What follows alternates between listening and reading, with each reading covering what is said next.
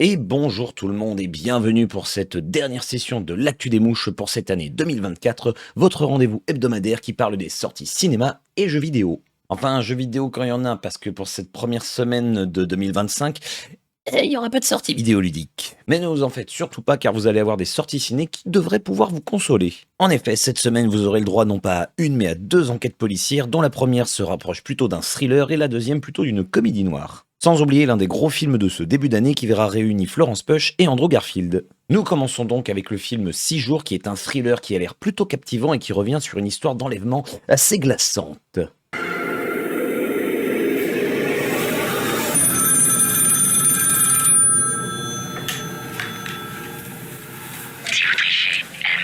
Je ne vais pas avoir grand chose à dire sur cette bande-annonce qui a l'air fort intrigante, ma foi. On y suit un inspecteur de police qui va assister de manière impuissante à la mort d'une fillette. 10 ans plus tard, l'affaire va être sur le point d'être classée, mais des faits similaires vont survenir d'un seul coup, et du coup, il va lui rester 6 jours, d'où le nom du titre, pour terminer cette enquête. Je ne sais pas si on pourrait qualifier ça de marrant, mais le casting semble entièrement français, et c'est un film par contre qui est réalisé par un Américain. Et quand tu vois la bande-annonce, je trouve qu'on sent la patte américaine justement. Il y a toute une ambiance qui semble un petit peu inspirée du film Seven, avec notamment cette pluie qui a l'air pas omniprésente, mais pas mal présente. Il y a tout un mystère également autour de l'intrigue, ce qui est complètement normal. Et la bande-annonce, je trouve qu'elle réussit à nous donner suffisamment envie de savoir ce qui va se passer. Notamment quelques petits plans par-ci par-là où on va voir par exemple l'inspecteur poursuivre un suspect au milieu de la foule. Quelques plans où il va y avoir un petit objet, un petit indice qui va être mis en surbrillance entre guillemets. Je trouve donc que c'est un film plutôt prometteur et je pense que si j'en ai l'occasion, j'irai le voir. Nous changeons maintenant un petit peu d'ambiance avec le film Un ours dans le Jura qui est une comédie noire également sur fond d'enquête policière. Qu'est-ce que vous faisiez la nuit du 21? On était au Cupidon. La boîte échangiste? Le jeudi, c'est soirée Bang Bang. Gangbang. Gang Bang. Alors, pour celles et ceux qui ne le sauraient pas, je vais de suite mettre les choses au clair. Dès que je vois Franck Dubosc sur une affiche d'un film ou autre, ça ne me donne absolument pas envie d'y mettre ne serait-ce qu'un seul orteil. Je n'ai absolument rien contre lui personnellement, c'est peut-être même quelqu'un de très sympathique, c'est juste que je trouve qu'il est tout le temps un petit peu dans le même registre, hormis quelques exceptions du style, il me semble que le film c'était Tout le monde se lève ou Tout le monde debout, quelque chose comme ça. Et dans les petites annonces avec Elise Moon pour celles et ceux qui connaîtraient, mais ça c'est plus réservé aux dinosaures. Et c'est justement pour tout ce que je viens de vous dire que je trouve que ce film a l'air très prometteur. Je trouve que ce mélange entre polar et comédie noire a l'air de plutôt bien fonctionner, en tout cas de ce que nous montre la bande-annonce. L'histoire a l'air assez captivante, j'espère que ça va être aussi rythmé que ce que nous montre la bande-annonce. Il y a l'air d'avoir pas mal de personnages tous aussi loufoques les uns que les autres. Les dialogues ont l'air plutôt intéressants. On va le cacher. On n'y touche pas. Et les corps, qu'est-ce que l'on fait?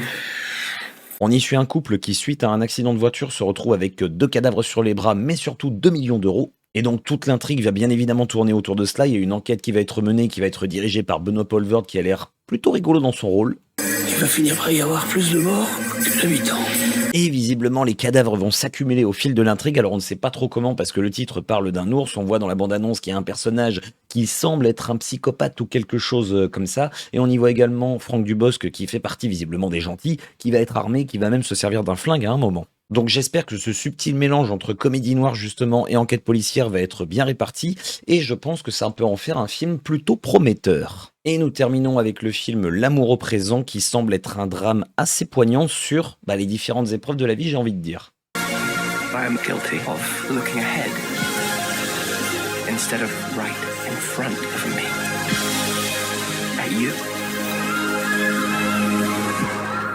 On y suit l'histoire de Tobias et Almut qui vont se rencontrer par un malheureux accident qui va envoyer Tobias à l'hôpital. Et suite à cela, bien évidemment, une histoire d'amour va se créer entre eux et le film devrait nous raconter différentes étapes de leur vie en passant à la fois par les bons mais également les mauvais moments. La bande-annonce me laisse un sentiment à la fois de sobriété mais également d'authenticité, c'est-à-dire que j'ai l'impression qu'on a voulu vraiment nous montrer qu'est-ce que ça peut être potentiellement une histoire d'amour, comment, bon là c'est très particulier comme rencontre suite à un accident justement, mais on va suivre du coup les différentes étapes de leur vie.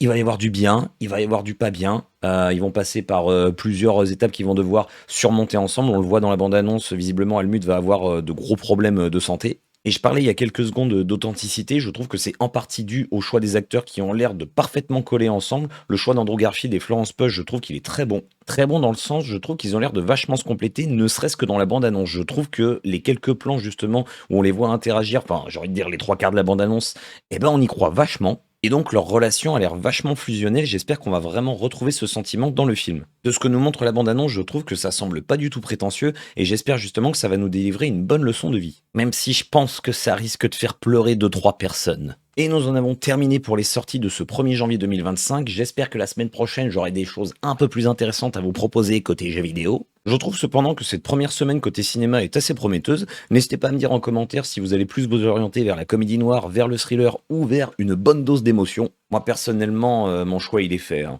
Les vidéos des top films et des flop films sont en cours de tournage donc ça ne devrait pas tarder à sortir. Côté jeux vidéo par contre je ne vous proposerai pas de top et de flop, j'ai joué à une quarantaine de jeux cette année dont moins de 10 qui sont sortis justement en 2024. Donc je sais pas s'il y a un réel intérêt à vous proposer des tops sur des jeux justement qui sont pas forcément sortis cette année. N'hésitez pas cependant à me dire en commentaire si ça peut potentiellement vous intéresser. Par contre, tous les ans, en fin d'année, je fais justement le classement de tous les jeux que j'ai fait durant l'année sur ma chaîne Twitch, dont vous trouverez encore une fois le lien dans la description en dessous. Pour bien démarrer l'année 2025 et vous tenir au courant des sorties vidéoludiques et cinématographiques, n'hésitez pas à vous abonner à la chaîne. N'hésitez pas également à me laisser sous cette vidéo un petit pouce comme ceci ou comme ceci. Et il ne me reste plus qu'à vous souhaiter une très bonne fin d'année 2024 avec, je l'espère, une année 2025 qui sera pour ma part meilleure que la précédente. Et comme d'habitude, pour terminer, je vous souhaite une très bonne journée, une très bonne soirée et ou une très bonne nuit. Comme d'habitude, prenez soin de vous et bisous tout le monde.